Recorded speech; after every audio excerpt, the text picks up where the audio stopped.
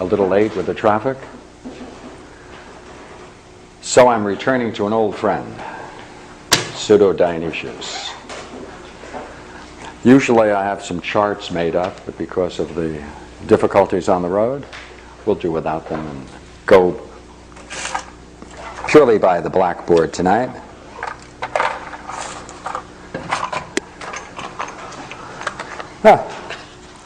Here is the thesis I would like to present this evening.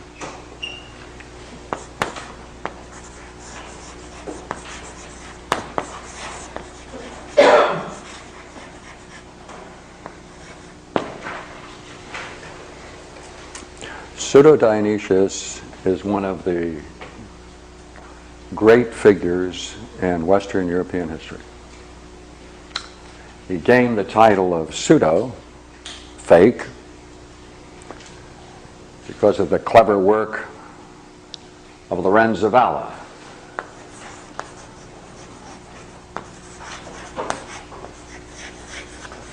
And if you ever want to do some work exploring late medieval Renaissance figure, study Lorenza Valla. He made a study of church scriptures and affidavits and pronouncements and edicts, and went through them and discovered all kinds of interesting things after he judged that they were all a number of them were forgeries. In his work, he showed that Dionysius, presumed to be the companion of St. Paul,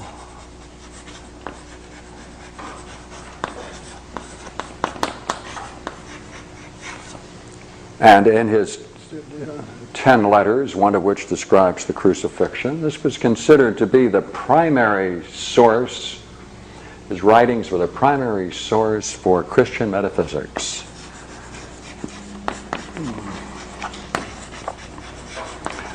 And not only Christian metaphysics,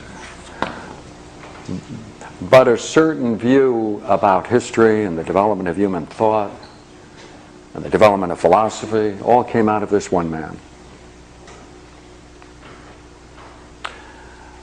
And it provided a way for the church to feel quite secure that there was a higher role for revealed metaphysics than there was from any rational exploration of metaphysics.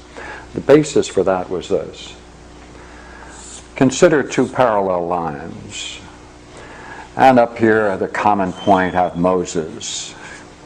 Over here have some of the great figures in antiquity. Hermes, Trismegistus, and Aglaopos, and Pythagoras, a whole bunch of people like that.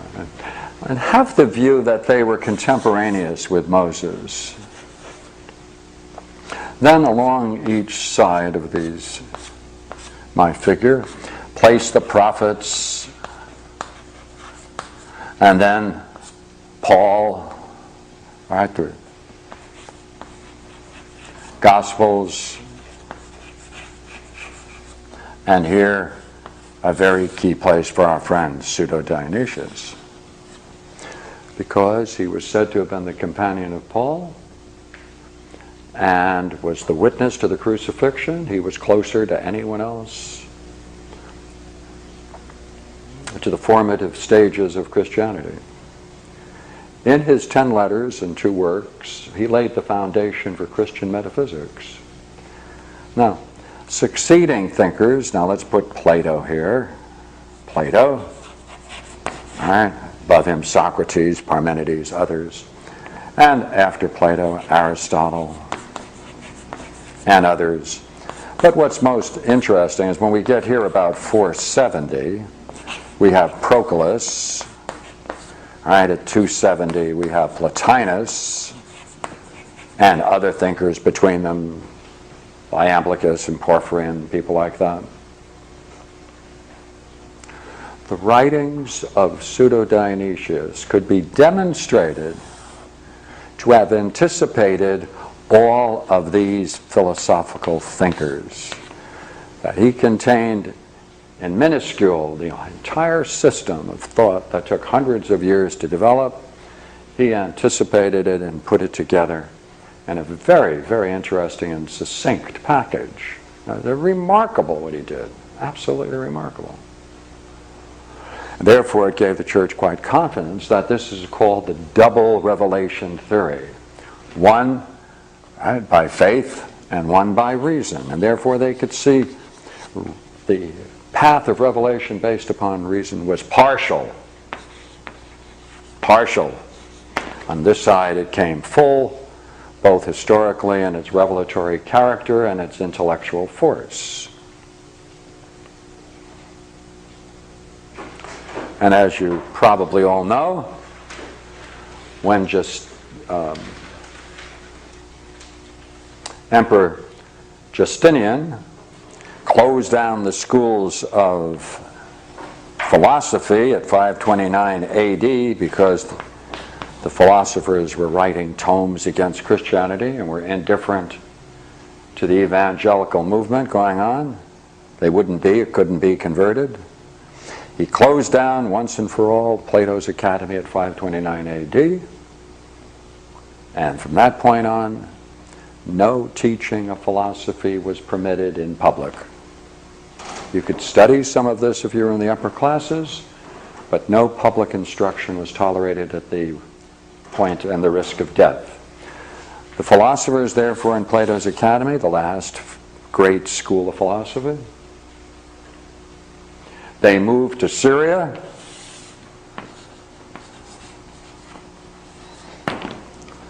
and started an interesting style of development of thought. Syria became quite a center, later Baghdad, later Islamic Spain, and so that ended Platonic philosophy in Europe until it returned in the 1500s, when, out of Constantinople, just before it fell, the last remnants of the old Greek Empire sent to Florence translators, texts, mathematicians, philosophers, and that started the great translation boom. They sent some works earlier than 1500 because the movement was going on. They saw the inevitability of the collapse of the old Greek Byzantine Empire.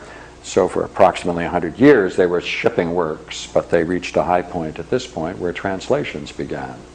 Among the people who picked up the study of Greek was Lorenza Valla. And he decided to make a careful study in the Greek of the writings of Pseudo-Dionysius. And he said, "Excuse me, gentlemen, I have something disturbing to show you."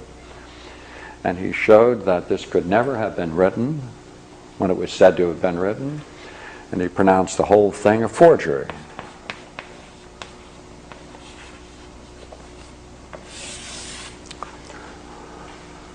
That's where it gets the name pseudo. When that fell, this whole theory, the double revelation. It didn't fall completely for another 200 years, where a Frenchman by the name of Isaac Casaubon pointed out that the dates involved in these cross parallels are all out of place, and therefore the whole thing was discredited. Saint Thomas Aquinas, Albert Magus, the great theologian, St. Thomas Aquinas, depended heavily on the writings of Pseudo-Dionysius and the construction of their system. In the Summa Theologica, which is the great work of St. Thomas Aquinas, sometimes simply called the Summa, he quotes Dionysius, Pseudo-Dionysius, 1,700 times.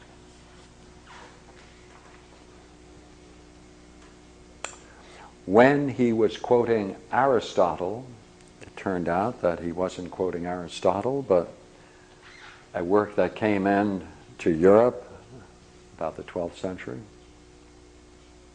which was Proclus's Elements, once attributed to Arabic thinkers. Pagan, these are all pagans. Yeah. So look here. What are we going to do about this? What I'd like to take a few minutes out, and I have a couple of pieces of paper to read for you,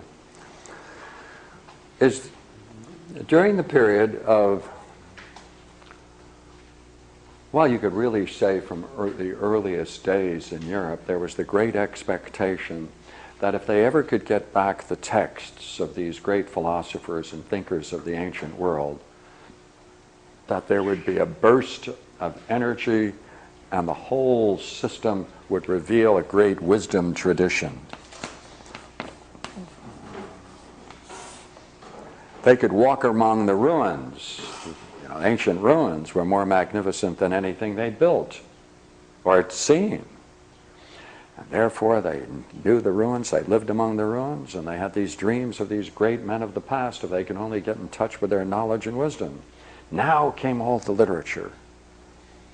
So important was this wisdom tradition that when the de Medicis, who funded the first Plato's Academy in Florence, right, at 1490, 95, 90, was run by Ficino. He was the great translator and philosopher in his own right. The first work that the de Medicis wanted to see translated was not Plato, not any of these thinkers. They wanted to see what we call today Hermetic literature.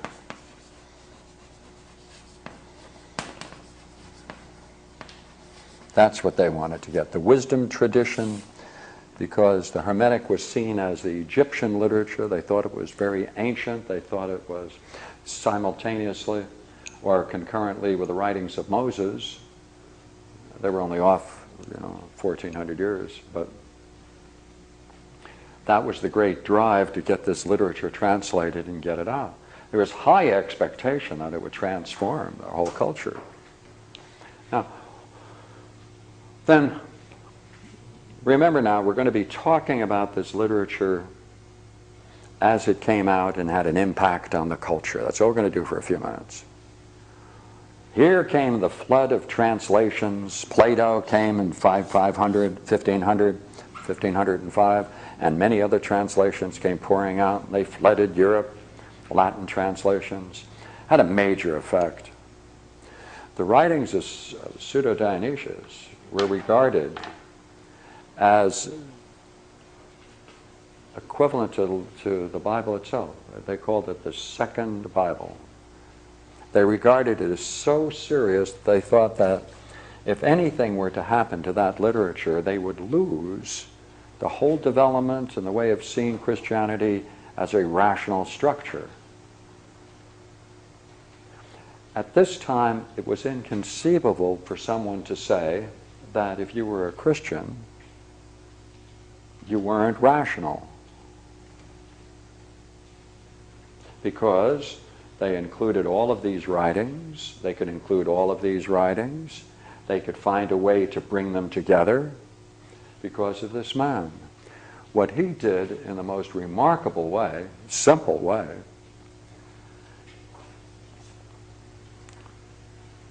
is that he saw the end of the old Greek culture.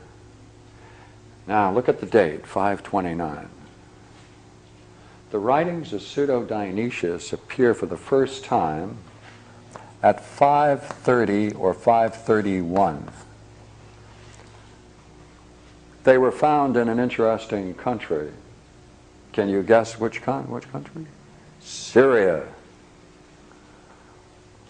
The Platonists, therefore, who were exiled, fled Athens, landed in Syria, and among them must have been this person who did an amazing thing.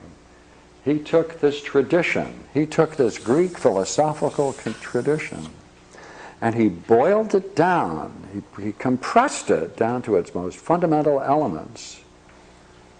He gave it a Christian image, and he loaded it with Christian symbols sufficient to pass it off as Christian metaphysics. But in essence, it was nothing other than Platonic thought being disguised as Christian as it entered then into Europe And therefore, Christian metaphysics was nothing other than Platonic metaphysics brought into Europe under a disguise. Pseudo-Dionysius.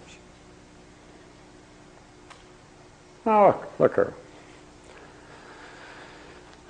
For a long while, it was accepted as genuine. People accepted it as genuine. And I have a couple of quotes. There are many quotes you can get about this period. And I just brought a few of them. The Bishop of Aire, Francois Defoe, thought that the Hermes Trismegistia works attained to a knowledge of divine things surpassing that of the Hebrew prophets, equaling that of the apostles and the evangelists. They believed Hermes must have lived at a date earlier than Moses, and he must have been divinely inspired. He published a French translation of the Hermetica. He repeats these statements and seems almost to elevate the works of Hermes Trismegistus to the level of canonical scriptures.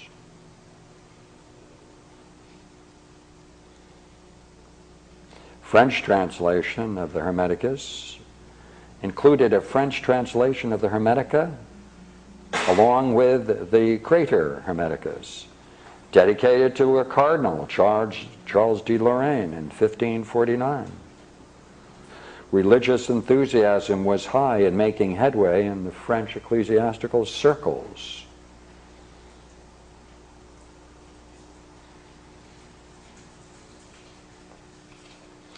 The first edition of the Greek text of the Corpus Hermeticum was made available in 1554.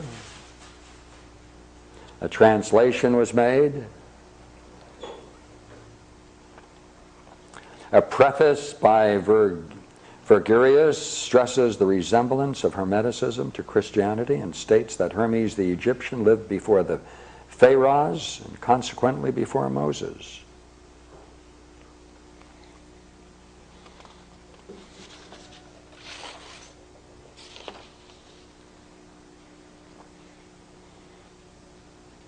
There are many quotes. In the preface to Tyrad's work, the Bishop of Evreux, eventually a cardinal, emphasized that embracing the works of the classic Kabbalists and the Hermeticists brought the Hebrew tradition into a new unity.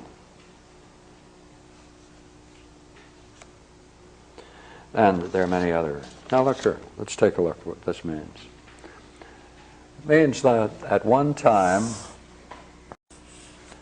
Western European cultures had been hoping for a return of the classic age,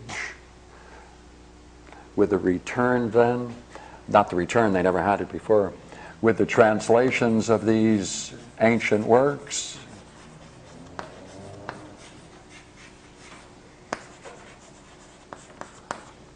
brought about a great renaissance.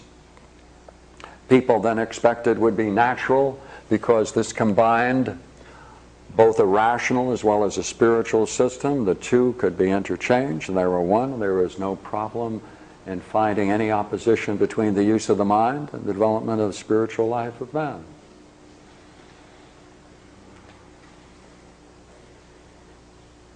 This was a very interesting period of time. So much so that some of the thinkers were saying that the writings of Pseudo-Dionysius could be considered on the par with scriptures. Then came the implications of Valla's work when he said, excuse me, this is based upon a forgery. And Isaiah Casabandu, when he pointed out that these dates were all in error.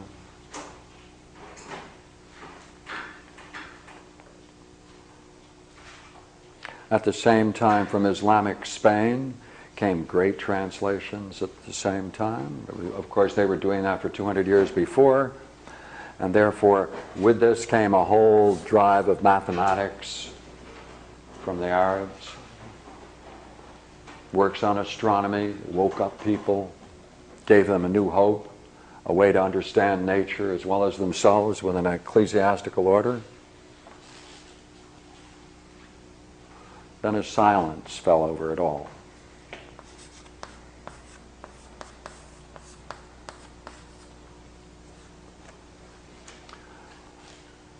Because the implications of this are pretty serious, aren't they?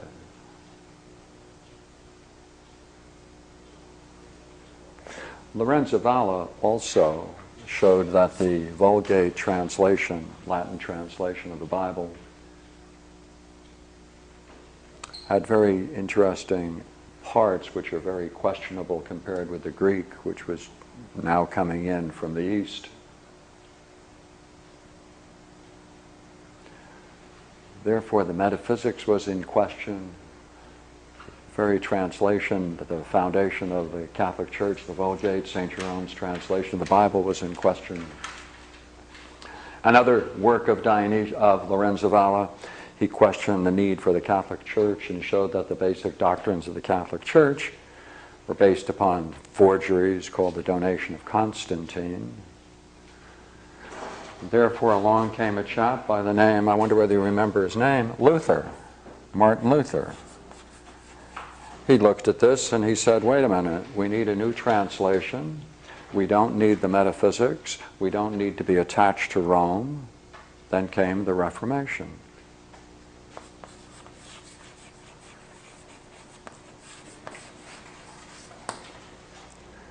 With it came the drive to establish Christianity in terms of the Bible alone. Base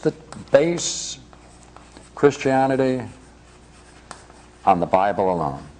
That's what they did. The New Testament alone. Forget everything else. Well, then the universities that were supporting these intellectual systems no longer had any need to support them, and therefore there was a silence and an end to this kind of serious study, and it was abandoned.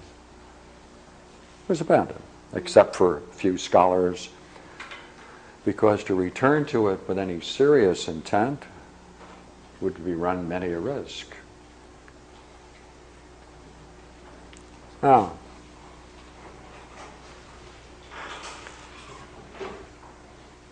what has happened historically now, up to 1996, 1997, is that people have found that try to base Christianity on the New Testament is fraught with peril because it cannot be done, because it doesn't support the Christian theory.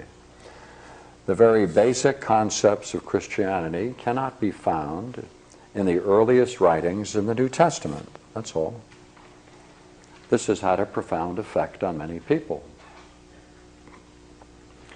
What does that mean? Do you know what that means? That means this whole development for some 500 years has been an error. That's all. It's been an error. The whole thing's been an error, a mistake.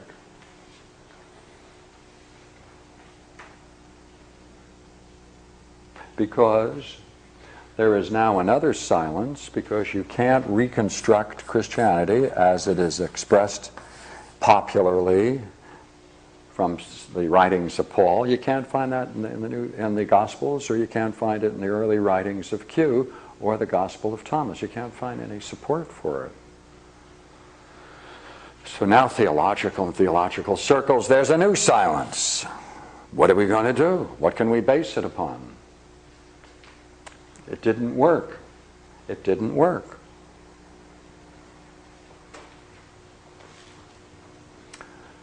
Two consequences from this. Now there's a new movement in theology that says, look here,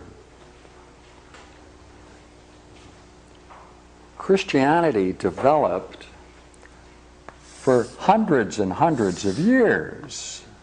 It didn't develop because the Pope sat down with the Bible, the New Testament, designed edicts based upon the New Testament. He did it to meet all kinds of needs and purposes that developed Christianity. Christianity, therefore, is a tradition. It's a tradition. It developed its views throughout its history, under all kinds of needs, historical, psychological. And just because it can't be based in the New Testament or Q or Gospel of Thomas, shouldn't make any difference. What has developed, therefore, as the latest thinking, is a myth. The new thought is, look here, it is a myth. It's mythical. There's no basis for it. It's a myth. Okay, let's accept it as a myth. It's a myth. Only, would you not agree, the idea of myth and the word mythical are at odds with one another? Well, but that's the latest. This is where they're going. This is where they're going. Take the reality of what's been demonstrated, then the only thing to say is that Christianity developed historically without recourse to the New Testament, and it can't be found in the New Testament because it never developed out of the New Testament. It's quite obvious now. Now what can we do? What can be done? Well, look what happened. To do this,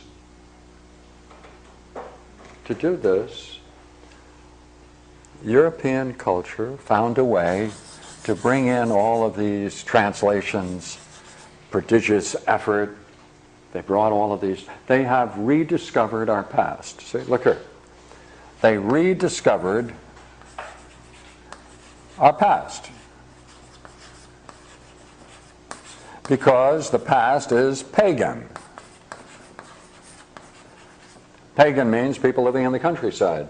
All of these thinkers, the spiritual roots of Western culture, are pagan, are Greek, what they call Hellenic. Well, all right. Do we have to throw out the New Testament because the basic ideas of Christianity cannot be found in the New Testament?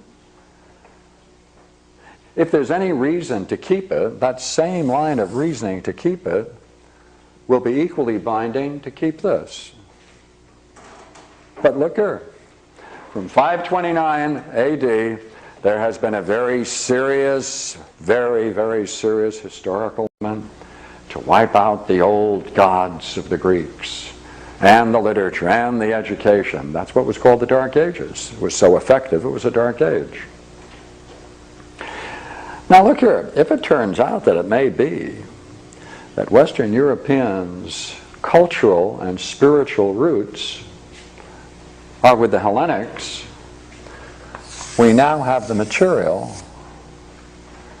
to go back and take a look at our past. Why do we have to be at war with our past? Now, we're the only people in history that have a cultural genocide. We have destroyed our own spiritual roots. We've destroyed it. We destroyed this. We wouldn't let our people have the text. It wasn't taught. It wasn't developed until it came back into Europe into 1500. And then it only lasted for a couple of hundred years before people realized that, based upon several fictions, let's not go any further, and so there was that great silence we spoke about. But the same silence and the same levels of criticism are now applying to Christian scriptures.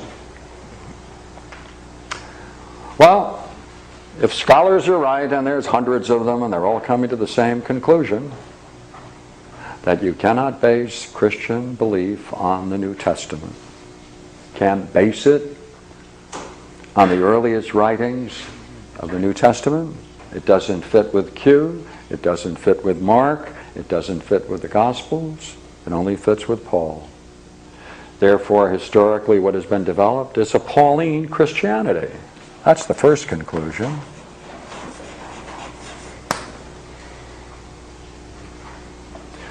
You drop Paul, you have a different kind of Christianity. Totally different. If you base your Christianity on the Gospel of Mark, you have no resurrection. You have no resurrection. Because what was added to Mark was the resurrection. It ends at 16:8, it ends at the tomb. It's over, that's it. That was added hundreds of years later. Now, let's see if we can create something. We now live in a double silence. The first is, after great work, our past was rediscovered, brought to us, and now it's not accessible. It's not accessible to us because it's not taught as a wisdom tradition. It's taught in only certain colleges in certain ways for peculiar games called scholarship. It's not a living, ongoing tradition. It's only recently, and I mean since World War II, that there's any attempt to get the best of the Greek works out into English and retranslate them, since they haven't been translated again for 200 years. Well, wait a minute now. Let's go one more step, and then we can call what I want to talk about as the bridge. If our true heritage is really one and two, let's accept both. And who cares whether he was a forgery or not? Because if you want to be very strict about it, much in the Bible can be criticized. Many of the sections of the Bible can. If we accept, however, what has been developed historically, we might then be able to say, why not make a synthesis of these? Let's do it. What is being presented in both? What makes this quite interesting is that works in the last 20 years have shown that there's a common root to both of these traditions, and that there's a very interesting affinity and transformation of Judaism by the Hellenic, the Greek tradition. And therefore it may only be, watch it now, here comes the first one, there may only be a Hellenic tradition, period. That's all, it's only a Hellenic tradition. Judaism was transformed by the Hellenic tradition. The writings of the Gospels, you can take the basic Gospel of Mark and you can see it structured exactly like a tragedy based upon Aristotle's principles of tragedy.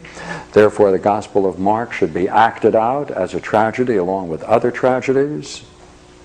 We should include it within the literature of the Hellenic tradition, and we should try to get back into the ancient world to discover the roots of its wisdom and restore it. Not just in text, but rediscover it as a living experience. How are we going to do it? Well, the bridge. Here's the bridge. All right, all set for my bridge?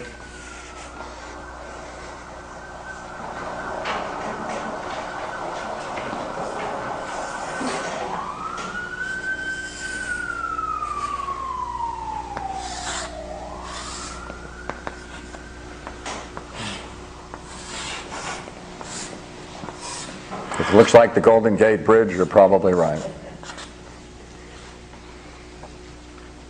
See, this was the Hellenic. This was the Judaic Christian. And there was no way of getting across this. There was no way you could transport yourself through it. At periods in Western Europe, if you even tried to, you were subject to punishment, death, for trying to get back over here. There was no bridge. There were only rumors of the past glories. And now, we've got hundreds of years where there's been silence. The tradition has been broken.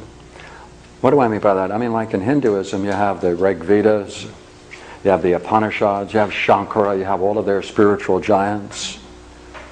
They were never destroyed. They kept them alive in their culture. Same thing with Buddhism. Same thing with Taoism. We're the only people who have turned genocide on our own tradition, our own spiritual tradition. Well, is there something there worthy of it? Well, there are many works now that show, without a shadow of a doubt, that you can take the Eastern writings of Shankara, you can take the writings of Nagarjuna, you can take the Taoist writings, you can take most of the great works in the East and the Near East, and you can say for each one of these, there is its parallel over here in the Hellenic spirit, that for every point they're making you can find parallels developed much more rationally, more coherently, and more beautifully. That is to say, this system can in fact stand on its own and is a great repository of wisdom. But how do we get it? Well, there are a number of people, as I say, who have made all of these comparisons. They already exist. But how can people who are raised as Christians, part of our culture, it's part of our culture, Christmas, Easter, it's all part of our culture. Is there any way to get back? Do you know what Pseudo-Dionysius did? He saw the end of the Hellenic world. He saw it collapsing in front of him. There he was in Syria. He saw the end of it. He wanted to save it, in essence.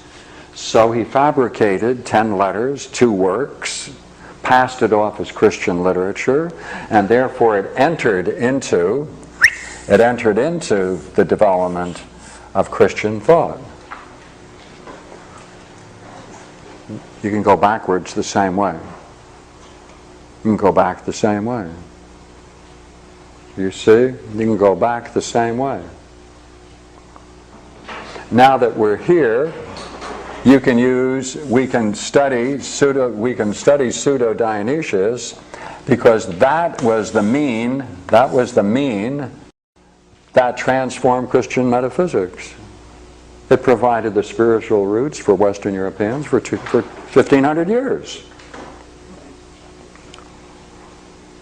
So it went this way, sneakily, pseudo. If we turn around and decide to look at it and see what we can master with it, then that will give us, you know what that will give us? That will give us an encapsulated, very brief, compact view of this entire development right here. The entire philosophical development. Compact, neat, just a short number of pages. If we do that, then we can use that as the mean to get into this, to see whether it's worth our while to go deeper. If it transformed Christian thought into a metaphysical system of remarkable strength, we don't have to dump it because Pseudo-Dionysius and people like him were included in it. No need to. We can then go the other way and say, all right, what are the writings? If they're brief and simple, what do they show?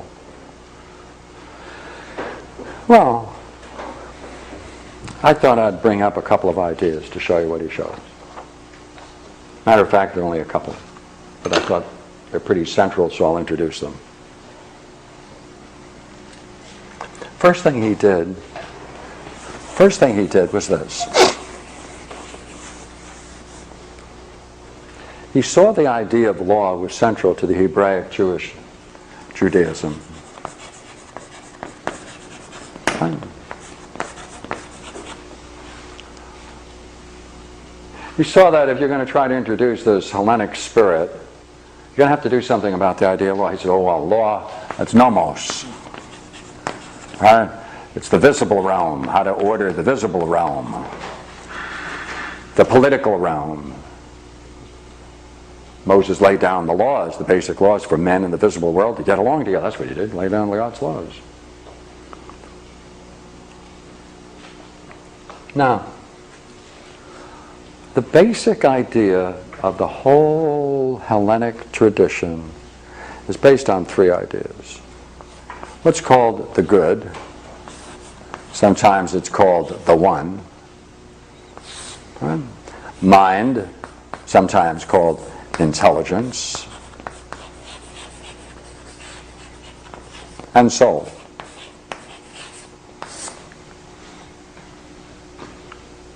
Now, any two things at all,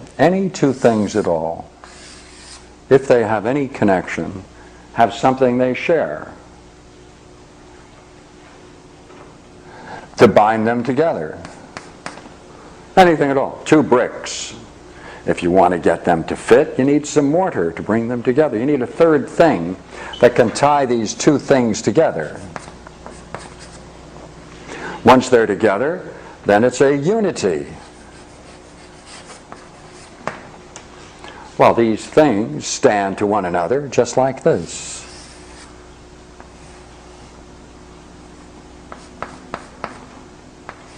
A, B, C.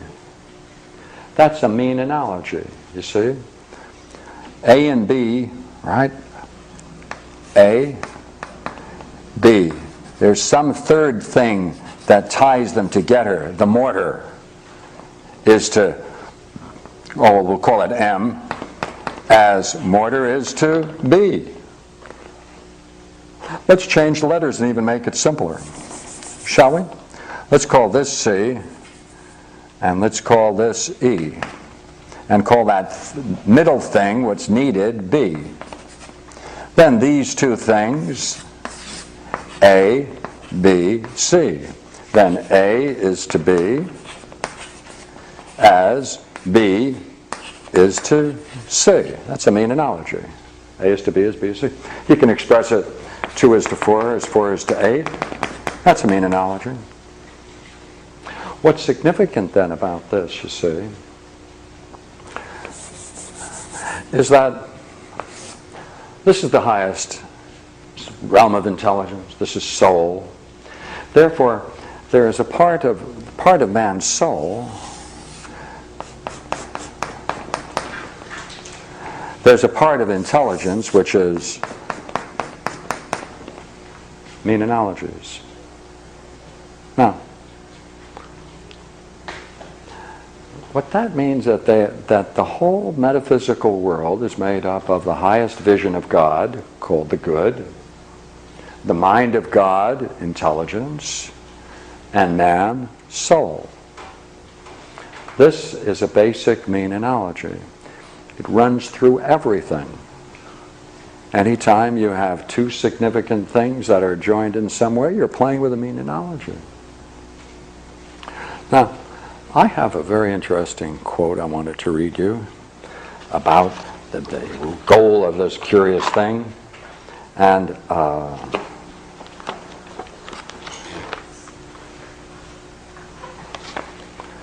put a marker here so I could make it for you.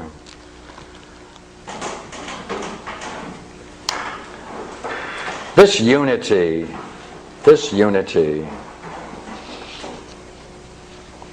runs through all reality. Now let me give you the quote.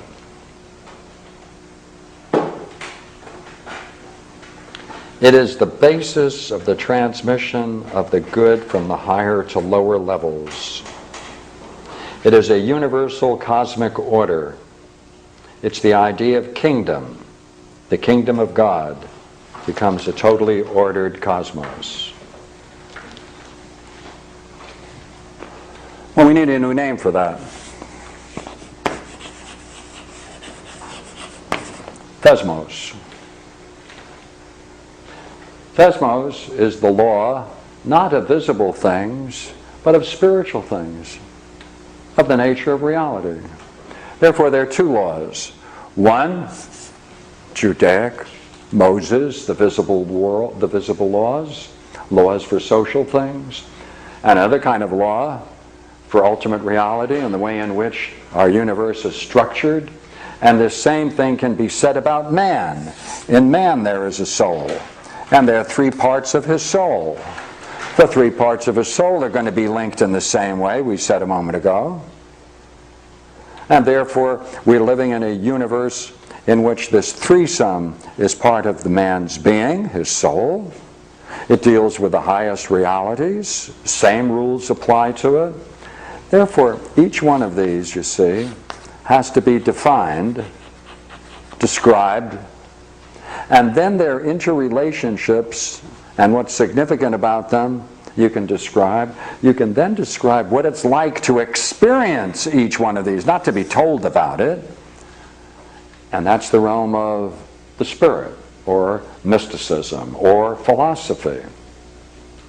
This new word Dionysius brought in, desmos. And he said desmos must exist before Moses. See how clever he was? He said this order is part of the very nature and heart of reality. Now, each one of these things, if it has a separate definition, has there's something about each that can be so well defined that it means that each one has its own logos, principle. Each one has their own principle, logos. Each one has their own logos, or principle. Hey, 3 parts of man's soul. Each one has a principle. The mind, right, the spirited part, the appetitive, or the desires. Each one has its own functioning. Each one has its own rules. Each one has its interaction. Right? Well, if each one then is perfectly intelligible, and the way in which they interact is intelligible, the whole thing has a unity. The whole thing can be embraced, grasped, understood, can be talked about, shared. You can then talk about what are the different kinds of descriptions that the soul may have as it proceeds up through this. What are all the different kinds of experience? Next point. He then said, Pseudo-Dionysius said, by the way, each one of these can be said to itself generate a series. There's going to be 3 kinds of souls. There's going to be 3 kinds of intelligence. And 3 images of the good. Oh, wait a minute. Then you have a primary view of the soul, you have a medium one, and a third. Oh, everything is in threes because it all comes from this mean analogy. This then begins to be the fundamental idea that if you get it straight once and for all, you can then read all of this literature with ease. Now look here. What carries you up and down? What's the force that drives you up and down this structure? Eros. Love. Love is what moves the soul up and down. Because anytime anybody or any soul sees anything it sees as beautiful, what happens? Right? We want to go after it. Agree? The more beautiful, the faster we want to go after it. Therefore, in the soul of man, there is a natural eros that always pursues the beautiful. Therefore, as beauty is then expressed going up, its intensity and its magnificence increases at each level. Staggeringly so. Therefore, Eros is the motive power in the universe, and it's attracted to beauty, and the beauty perceived by the mind has a greater impact on the soul than any physical beauty. Therefore, intellectual beauty tends to be then one of the things that men pursue, because with it and through it one can get more advanced and more interesting, penetrating insights into the nature of reality in themselves. All of this is Pseudo-Dionysius. Next up, he says, look here, if everything is so well ordered, that means that at the very heart of reality there's justice.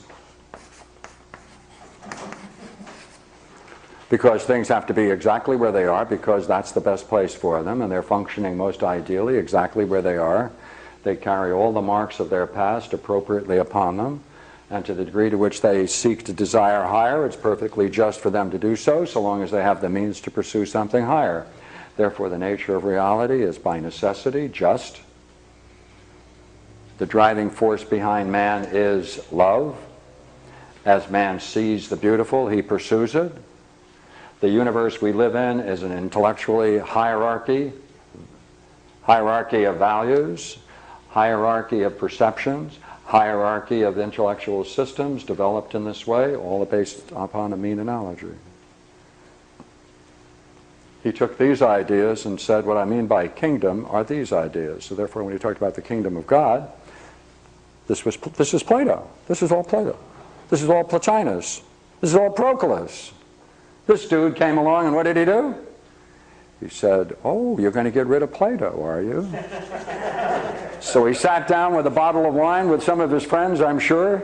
Remember, this is what they call BP, right? Before pizzas, right? So when they got around with a bottle of wine, there was no pizza. There must have been something good, though, because what they cooked up was that magnificent document, which is just only 10 letters and 2 small pamphlets. Matter of fact, everyone who writes about them says more than what's in their writings. So look here. Was this fun to go through? That's Pseudo-Dionysius. We can therefore take it because he colors it and uses Christian terms that we are already familiar with and shows how you can then find a basis for using them. He is the mean between these two extremes. Therefore, he can be our bridge back to the classic period of time. It's natural, and I like it mostly. It's very beautiful, by the way, very beautiful piece of work. And it's available, not readily available, but now that we have St. Xerox, right? And that's got to be one of the best things that's happened next to peanut butter. Think that's about equal? What do you think? All right, all right. And therefore, you see, what this allows us to do is to use it as a bridge. If you like what you read as you go through Proclus, you can pick up an intellectual menu and say, now let's see. I can trace every one of these ideas back to all of these thinkers that we had on this list before, where they go in greater depth on each one, and therefore you can use it as an intellectual menu and plot your course into the past and reclaim it.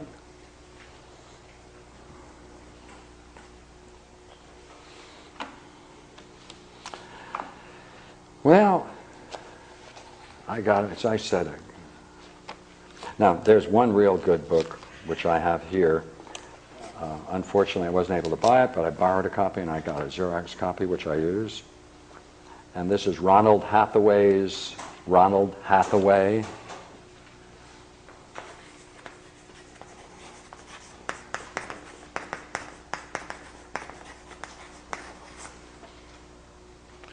Called Hierarchy and the Definition of Order in the Letters of Pseudo-Dionysius. The difficulty is that it was published in Holland, in The Hague, and my last words on it were that it's totally out of print, and then we should find that out. Let me write the whole title out for you.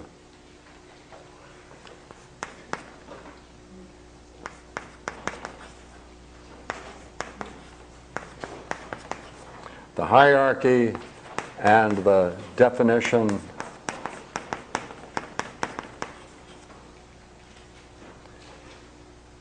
of Order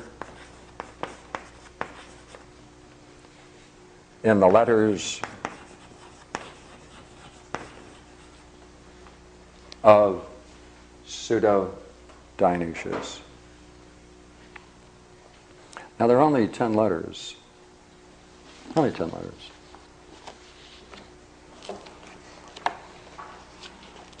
Who publishes the letters themselves? Who publishes the letters? Where can one find the actual? Just all of the letters are in here. Are in there. Yeah, yeah. And if you're interested in them, if you leave your name and address with me, I can get you a Xerox copy of mine. And but you'll have to excuse it because it's somewhat marked up. If you don't mind my marks on it, I'm more than pleased to ignore them if you can. Though there's some good art on it. So I thought I'd read a couple of lines for you from the writings of Pseudo-Dionysius.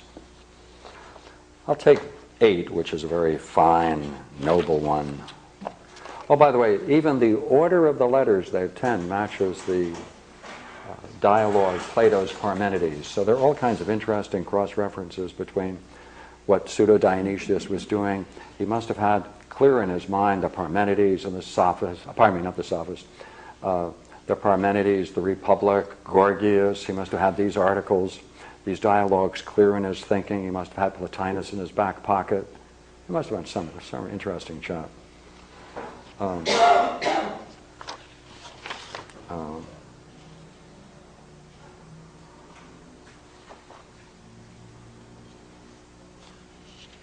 Christianity as well. Pardon me? And Christianity as well. In order to bring So in that Christian it's closer. symbolism. Well, you see, what he does is he takes Christian symbolism and he redefines them to carry Greek meanings.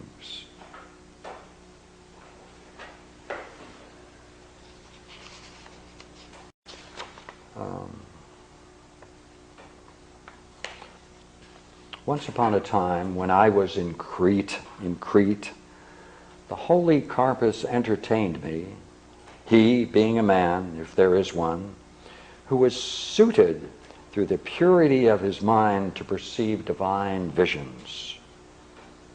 Now he never undertook the celebration of holy sacraments of the mysteries without first having a vision in his prayers before the sacrament. A good omen. Nice guy to have around, right? Before he prays, he has a vision. His distress consisted in the fact that this man had made someone wander away from the church into atheism while the joyous days of his baptism were still being celebrated, and that he should have prayed especially for both, and taking God as his helper, he should have turned the one back and won over the other with goodness. That he should not have left off with a warning to them, and thus he should have led them to divine knowledge, so that the matters disputed by them would be decided, and they who were rationally making bold would be compelled to come to their senses by the judgment informed by law. Behind that, see,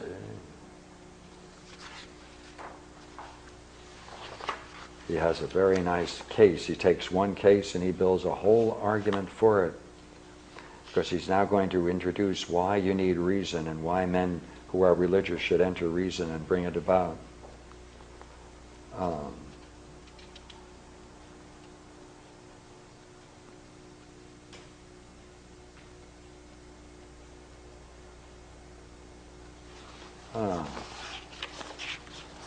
Let me give you one that I'd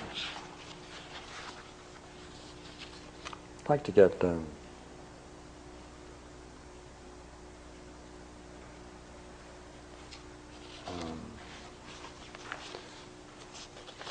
reason I'm having trouble is that the work I was doing I did on another translation. I guess I left that at home, so I'll use this one.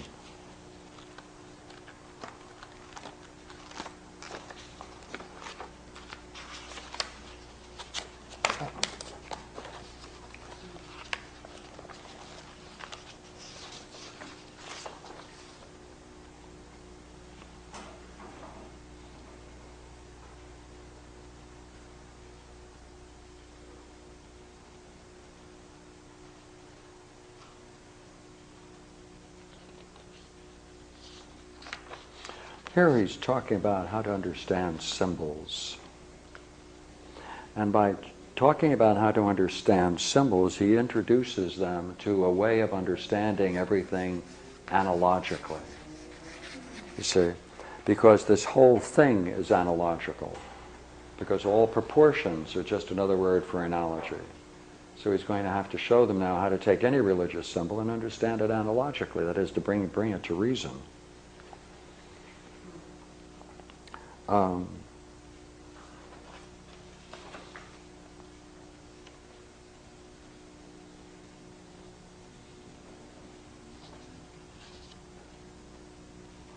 He's going through the fact that their image of God is sleep.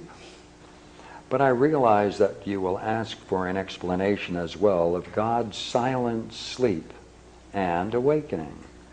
And when I say that divine sleep is God's transcendence and is having nothing in common with the objects of his providence, but that awaking is the extension of his providential paideia, or salvation, to those who need it, you will then raise more questions about other theological symbols. And he goes on to say, okay, treat them in a similar analogical way. So if you're hearing about God being asleep, what does that mean? He's transcendent. If he wakes up, what does that mean? That means then he's coming to the salvation of those who need it. So for every personification of God in any mythical language, he shows people how to understand it without the use of those images. You can keep the images, understand it analogically. That escapes literalism. Now, I'd like to add one more idea to what we've been doing. It's pretty important.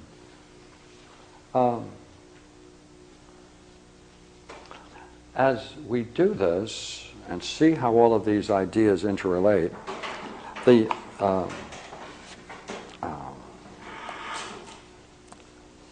if you're willing to make one step clear, then I can conclude for you. All right. Would you not agree that the things that are beautiful and are attracted to you, whatever it is that's beautiful, you're attracted to it so long as you consider it good? The same thing, if it's, no matter how beautiful it is, if you were to discover or even suspect that there's something about it that may bring along with it death and disease, even though it may appear beautiful, what are we going to do? We'll walk away from it and be indifferent to it. Therefore, there's naturally a perception connected with beauty that we hope, trust, that there next to it is in some way connected with something good. To the degree then that Eros is attracted to and pursues beauty, because it believes that the beautiful is good, then man is always pursuing what is good. That's providence. A providential view of the universe must follow if man is always pursuing what he considers to be good. That's also in our good friend Pseudo-Dionysius in 10 letters. So, enough. How about some questions for me? We can play on another level for a while. Okay, since you're not asking, I have a list here that I made. Pseudo-Dionysius, dated at this time approximately 530, one of the great thinkers was Proclus. And one of his great works are called The Elements of Theology.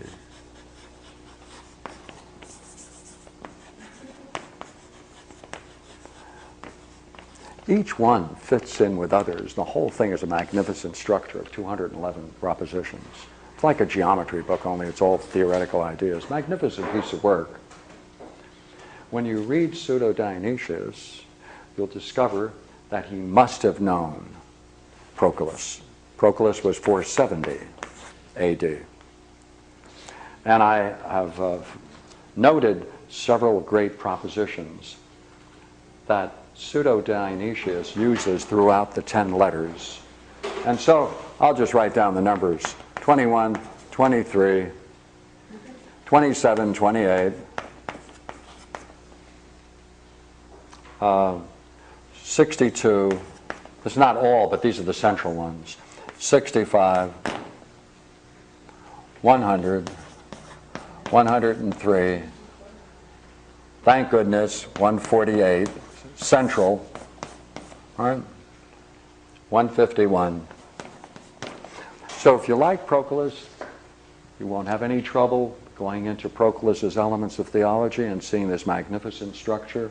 And these are the central propositions that Pseudo-Dionysius has recourse to when he builds his letters. And very tight thinking, very tight, very structured. So, that's what I wanted to conclude before I forgot it. So, This is the older eros, I presume, not the newer eros. This is the older eros. Going to Greek mythology, there's the original eros, who is like the third element or god created. And then there's the other younger eros, who is the son of Aphrodite. And I'm saying, there is a way of taking each of the Greek gods and understanding them as principles. Proclus did that in one of his works called The Theology of Plato. Magnificent piece of work. And you can therefore structure them out, and they all fit into threes, mean analogies. And that's possible too. In other words, we stand on the verge if we decide to take the challenge, if our culture decides to take the challenge. Because the people that are doing the best work in Platonic thought today, who have a need to go back to this structure, are theoretical physicists, theoretical mathematicians, Roger Penrose, Gödel. That's where they're going. They call themselves Platonists. Because they've reached a very interesting point, you know. They've reached a very interesting point. The point where theoretical physics has reached is that the tools of investigating subatomic physics only allow experiments dealing with 10 to the minus 17th power. That is, you can explore things as small as 10 to the minus 17th or infer something about something at that level. And since they closed down that giant accelerator in Texas, you know, it cost $3 to $5 billion, they closed it down. It looks like we're not going to go any further. Maybe Europe will do it, but this is the limit of our explorations. But the subatomic particles that are most interesting, you see, are at the level of 10 to the minus 33 and 34. That is to say, the theoretical work that has been done about the smallest subatomic units are now being discussed at the range of 10 to the minus 33, 10 to the minus 34. That means 10 to 33 zeros over 1, right? This is the limit of technological exploration at this point. Therefore, theoretically, they're exploring this world. Now, how are they going to decide whether or not what they're thinking and what they're creating, how can you decide whether it can be considered truer than another view, since there's no technology at this point to verify competing theories? One principle is used: beauty. Beauty. Because when they go back and look at all the theories that have been successful, they had more elegance than those that did not. And the ones that had more elegance in them turned out to be more accurate, and that was a standard they could see over the past. If that standard could continually be applied, do you see what we're now considering to be the truth of the nature of reality? Beauty. What are the boys doing? A lot of interesting work, aren't they, on this subatomic level? And the latest work was, of course, they're now including the theories of deep space, black holes in space, and string theory, and putting the two of them together. The smallest things in the universe and the greatest things in the universe are now brought together in one unified theory.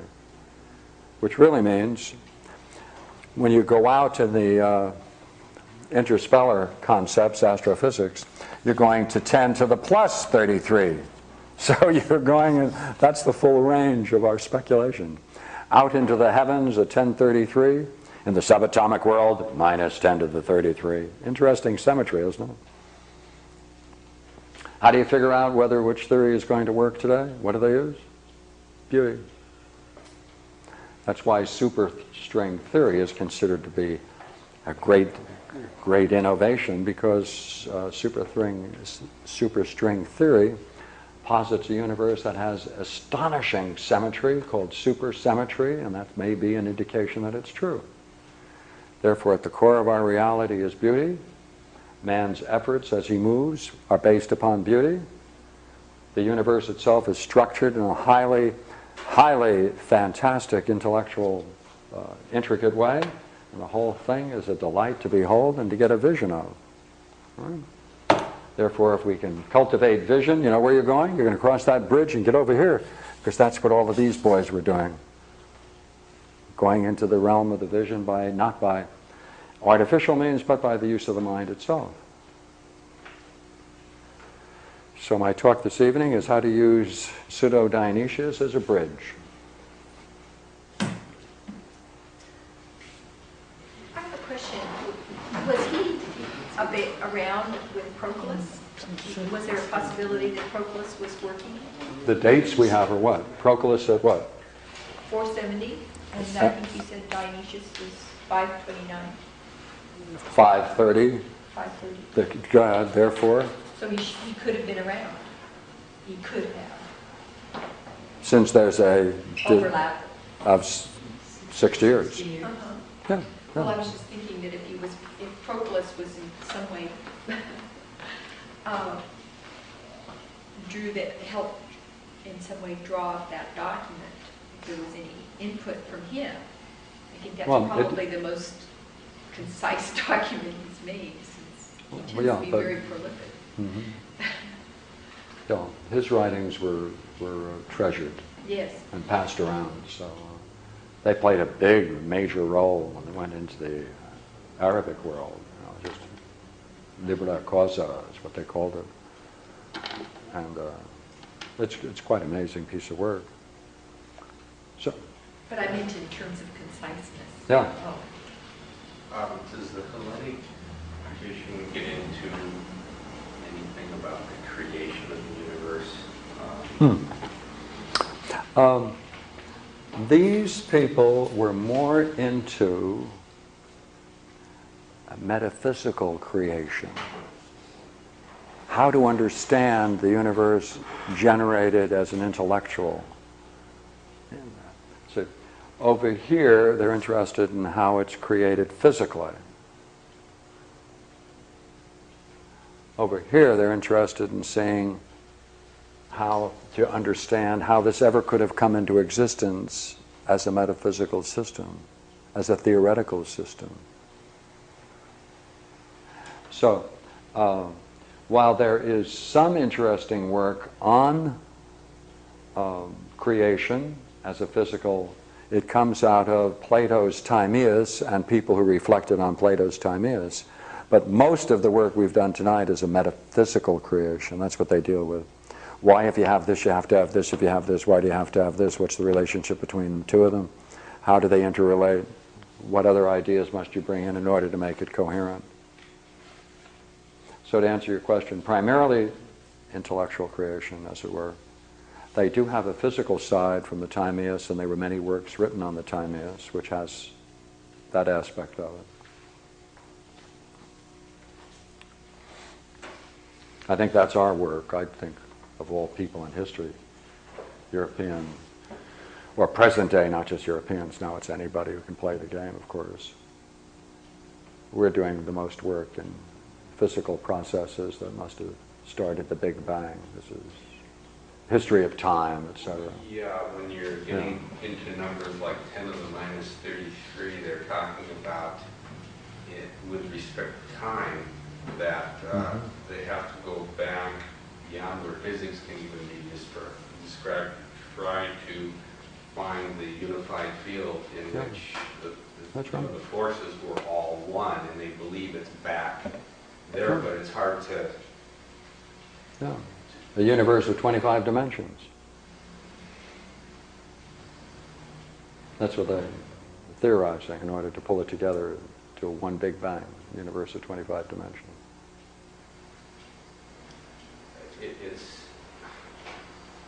It's mind-boggling even.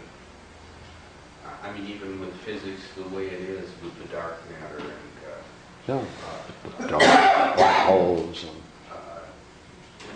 quasars. and how you can have a point of infinite mass. no size. I mean, it's just... A quark, no breadth, like a geometric line. Superstring, no breadth, but vast power to hold one another, interrelate, upon which ends are quarks. Yeah, yeah. To defend the sophists, beauty does appear to be quite culturally based and relative. Mm-hmm. So, That's true. It does seem that way. Then, where do we get? Because to me, one of my problems I've always had with Plato is this idea of trying to get all of absolutes and. Oh, that's true. In the physical world, beauty is relative. In the mind, it's not. I don't quite understand. Okay. What's the difference? The argument is appealed to several factors. One is that people have had experiences of a luminous beauty, independent of culture and time, and they report the same things and overwhelmed with the same kind of state of mind called beauty. They describe it as beauty too. So what do you do with that? It can't be culturally bound, it can't be historically bound. And that's the only beauty which counts? Be relative. Yes. Mm-hmm. Yes, it cannot be relative. For if it were relative, one would expect in different cultures there'd be a different description and understanding of this vision. No, that's right. Mm-hmm. I have a friend of mine who believed in cultural relativity and beauty as a function of each and every particular culture, and therefore he didn't have any trouble. He was an anthropologist bringing his redheaded wife to Africa, because he knew the men in Africa would have no interest in her because she was a redhead, and they had their own vision of beauty. They had to be black. And he was much surprised to discover that they found her beautiful and were chasing her around. Can you imagine that? The dopes didn't even realize that beauty was all cultural relative. I thought that would happen, by the way. Just playing, just playing. Here, when he asked the question about Eros, I thought he was asking you if it was one or the other. Is it Eros the original? Then I didn't hear it right. Say it again, please. Well, the thing is that you quickly went from that to beauty. Mm-hmm. So there must be some connection between beauty and Eros that you could make or say more about. Well, Eros made that connection. Well, Okay. in Greek mythology, there's two different Eroses. Yeah. The original Eros, and I said, I presume this is the original Eros, not the second Eros. I'll take both at this point. Go ahead. Well, Yes. even in Symposium, I mean, I'm going, I can't remember which one says that, well, this is, this portion.